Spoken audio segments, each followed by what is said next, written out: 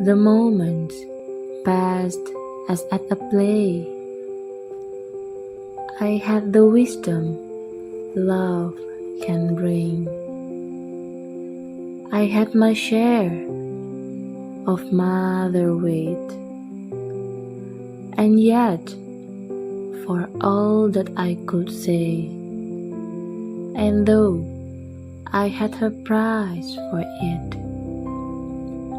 and she seemed happy as a king, love's moon was withering away, believing every word I said.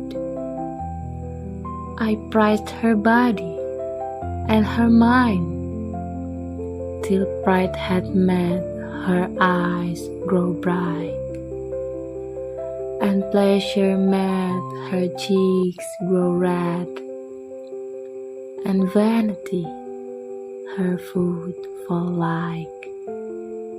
Yet we, for all that price, could find nothing but darkness overhead. I sat as silent as a stone, and knew, though she'd not said a word, that even the best of love must die, and had been savagely undone. Were it not that love, upon the cry of a most ridiculous little bird, threw up in the air his marvelous moon,